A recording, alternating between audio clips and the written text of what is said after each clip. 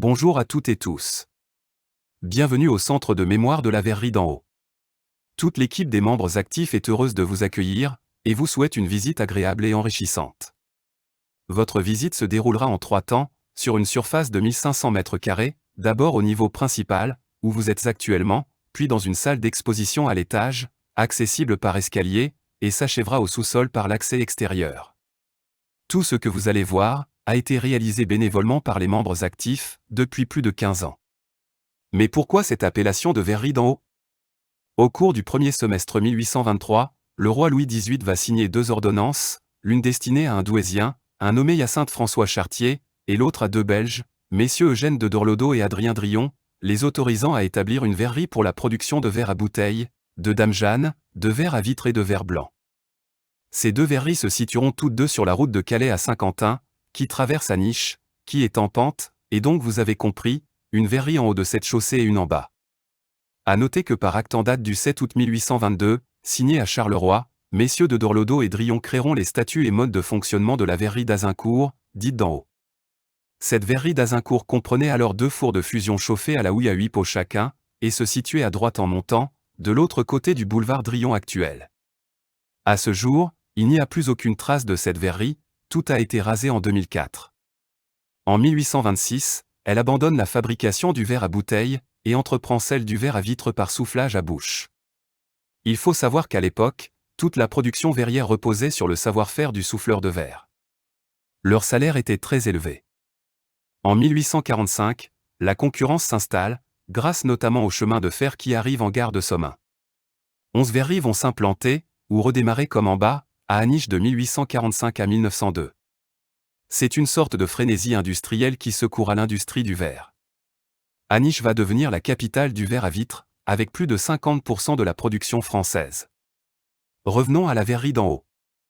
Adolphe Patou, né en 1810, directeur de l'usine depuis 1830, va devenir très rapidement maître de verrerie.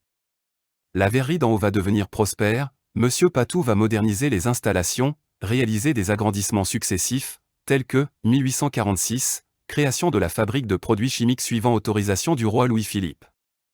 1847, fabrication de glaces soufflées.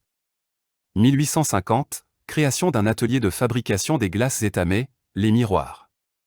1857, création de la manufacture de glaces d'Aniche. Adrien Drillon fera construire en 1850, dans le parc, le château Drillon, regardez bien la maquette. C'était une copie conforme de celui existant encore à Gosselies en Belgique. En 1854, Adolphe Patou devient maire d'Aniche. Lors de l'exposition universelle de 1855, la verrerie d'en haut obtient une médaille de première classe. Pour assurer le démarrage de la manufacture des glaces coulées en 1857, et pour loger les ouvriers spécialisés qui allaient venir y travailler, la société décide la construction de 26 maisons doubles, soit 52 logements individuels sur le territoire d'Emerchicourt. Ce coron sera désigné parfois sous le vocable de coron neuf, ou coron des tonneaux ou coron blanc. Ce coron existe toujours. En 1855, la société avait racheté à messieurs Chartier et Lahure, le coron dit des 24.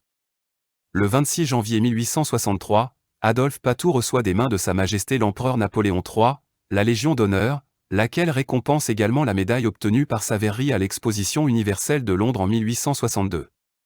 En janvier 1878, Henri Desmaisons sera nommé ingénieur-directeur gérant, en remplacement de Monsieur Louis Lefrançois.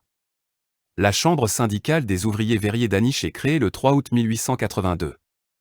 En 1884, le service incendie de l'usine comprend 27 hommes. Vous verrez cela au sous-sol.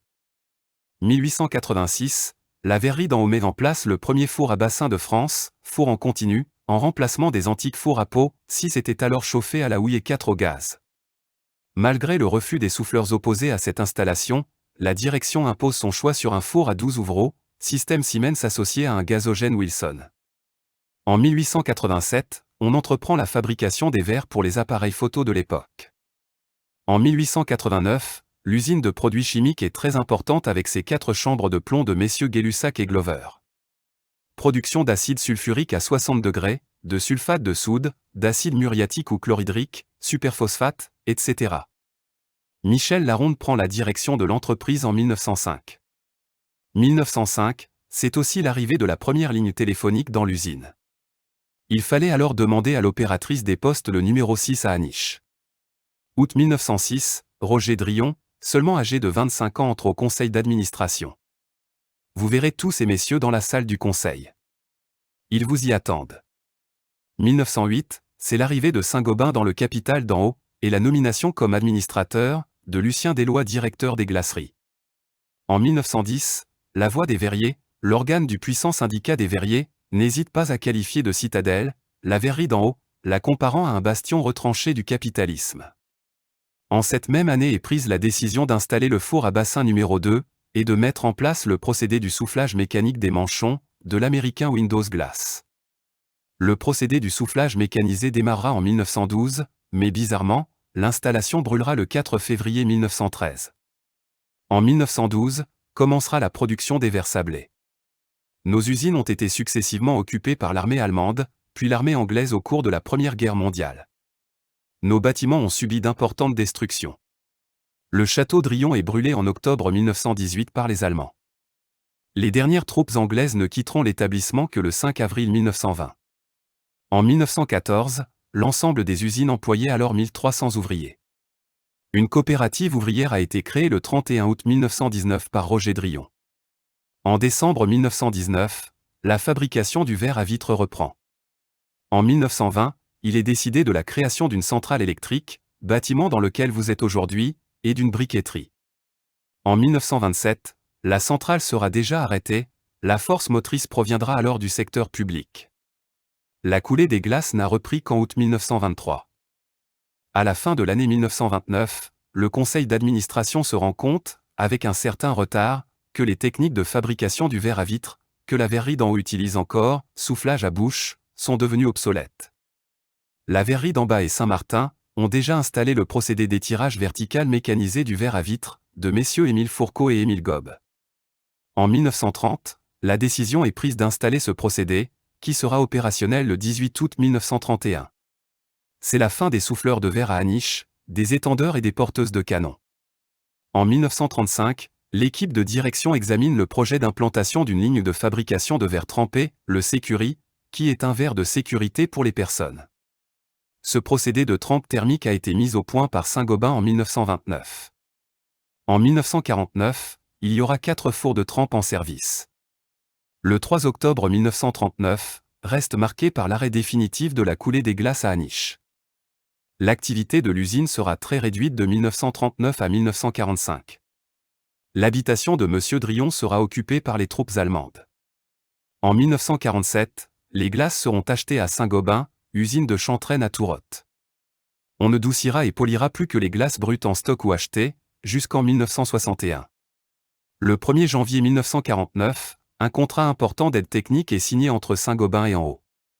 Toujours en 1949, un atelier de bombage des glaces est mis en service. 1950, construction de la chapelle Saint-Louis, à la demande de Louise Drion, épouse de Roger. 1958, verra le démarrage de l'atelier d'émaillage, l'Émalie. Le 26 juillet 1959, un protocole d'accord est signé entre Roger Drion et Saint-Gobain, pour l'absorption d'en haut. Le 27 novembre, les administrateurs sont convoqués, pour accepter ou refuser l'offre de Saint-Gobain. Le 6 février 1960, s'est déroulée la cérémonie des adieux de M. Roger Drion. Moment très émouvant pour ceux et celles qui nous le racontent encore. La famille Drion aura dirigé cette société pendant 140 ans. La première grande décision de Saint-Gobain sera l'achat de terrain sur Émerchicourt, pour y construire sa nouvelle usine de fabrication du verre à vitre, selon le procédé Pittsburgh, qui démarrera le 17 juillet 1962. À ce jour sur ce site, vous avez 2 sociétés du groupe Saint-Gobain, Saint-Gobain Glace France usine d'Émerchicourt, qui produit le verre suivant le procédé du float glass, de l'anglais M. Alistair Pilkington depuis 1977. Saint-Gobain Sécurité France usine d'Aniche, qui transforme le verre pour l'automobile, et dont la spécialité est les toits en verre fixe ouvrant, avec des fours de trempe ultra modernes. Il n'y a plus aujourd'hui, à Aniche, de verrerie. Merci de votre attention. N'oubliez pas d'aller visiter le sous-sol en ressortant et la salle d'exposition à l'étage. Si vous avez des questions au cours de la visite, n'hésitez pas à les poser à l'un d'entre nous. Nous avons également à la sortie finale, au sous-sol, un point de vente si vous souhaitez nous aider. Merci et bonne visite.